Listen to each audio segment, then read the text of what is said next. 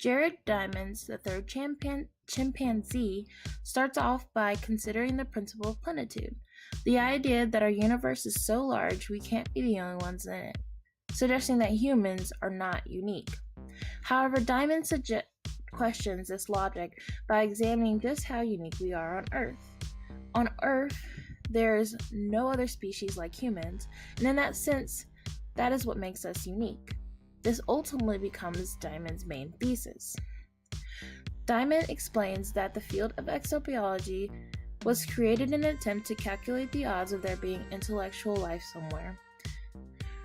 Exobiologists specifically created the Green Bank formula to make these calculations.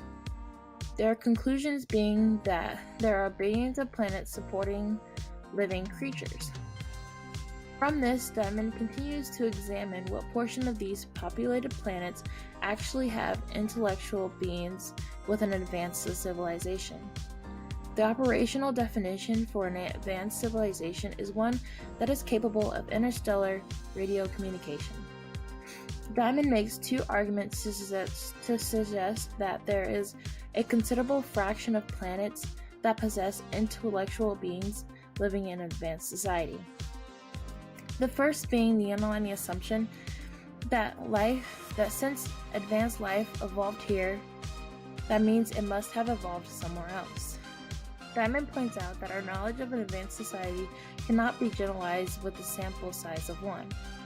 He also points out that it is biased.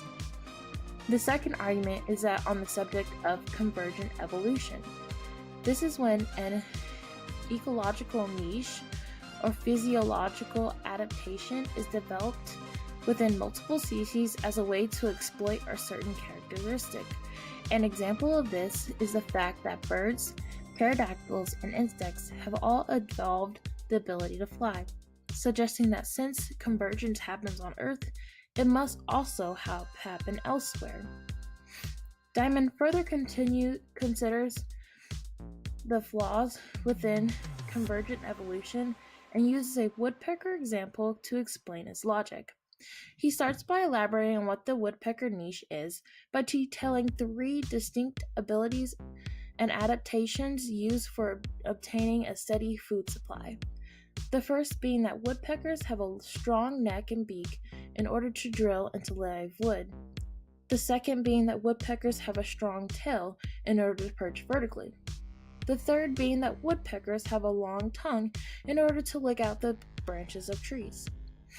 Diamond explains that these useful adaptations are only available to woodpeckers despite how useful these characteristics could be to other species, ultimately suggesting that convergence is not universal and that not every niche is filled by different species.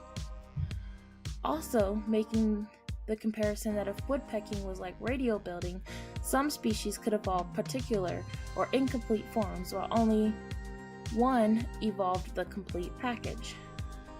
He also poses the idea that even if species had the capability to create radios, it still fails to account for the lifespan and development of such species. Thus, even if species have distinct precursors for the abilities to create radios, i.e. transmitters and receivers, this process wouldn't happen quickly. Even our own history is an example of this, since it took many years before we developed radios. Thus, to be fair, Diamond considers the qualities necessary for radios to be created, his qualifications being intelligence and mechanical dexterity, suggesting that if something in space possesses these qualities, they could be considered an advanced society. He points out that many animals on Earth have evolved without these qualifications and are still able to thrive, thus concluding that even if life existed elsewhere, it is not necessary for them to develop intelligence or mechanical dexterity, further combating the idea that extraterrestrial life would have radios. Then he further considers that even if extraterrestrials did have radios, it's possible that they also have other technologies that dwarf the importance of radios to the point of extinction. created using Powtoon.